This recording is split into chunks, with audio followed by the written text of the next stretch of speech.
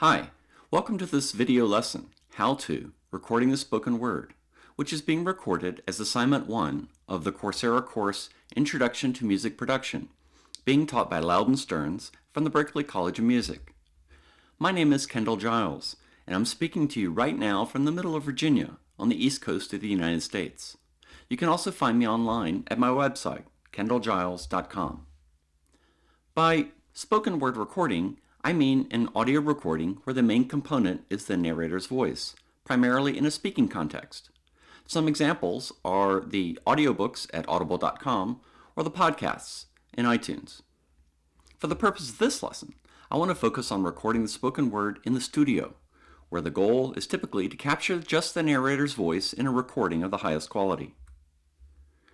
In a spoken word recording, you do not want to jar the listener away from what the narrator is saying. Any instances where the listener can't hear what is being said or is distracted by noises different from the narrator's voice can bring the listener back into the real world, ruining the listening experience. The main characteristic driving a quality spoken word recording, therefore, is that of intelligibility. The listener must be able to understand what the speaker is saying and not be distracted by anything else in the recording.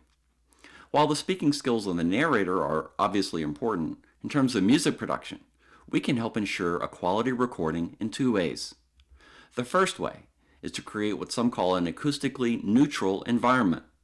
As we've learned in previous lectures, the acoustics of each room are different, since the sounds that are recorded from a sound source are a function of the size and shape of the room and the objects within the room, due to reverberation. For spoken word recordings, we want to eliminate these acoustical room differences. We also want to eliminate all potential sound sources other than the speaker's voice, such as background or other noises, say from computer hard drives, or fans or road traffic noise coming in through the windows.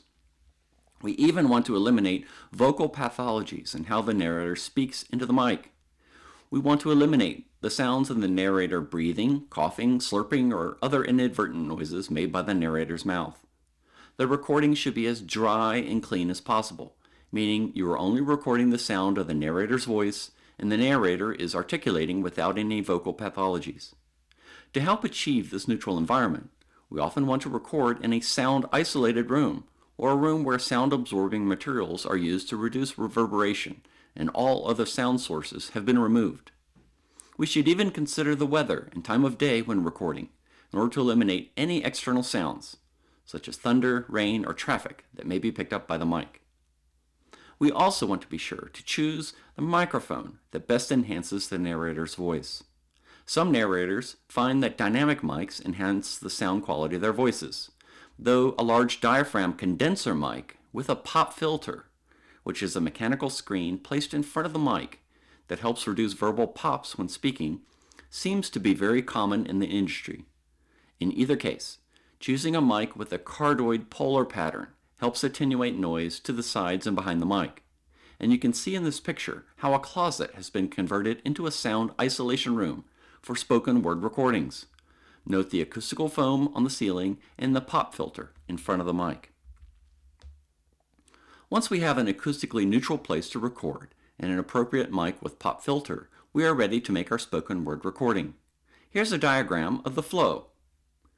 When the narrator speaks, the pressure variations in the air from the narrator's voice get converted by the microphone into voltage variations, or what is referred to as a low-level audio signal.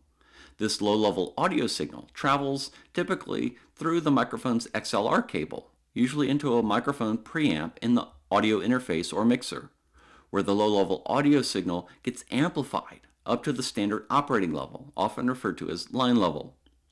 The analog to digital converter converts this line-level analog signal into a digital signal, ones and zeros, that can be understood by your computer. These ones and zeros travel usually over a USB or FireWire cable to your computer, where your digital audio workstation can then make a high-quality spoken word recording. So that's it for a brief lesson on recording the spoken word.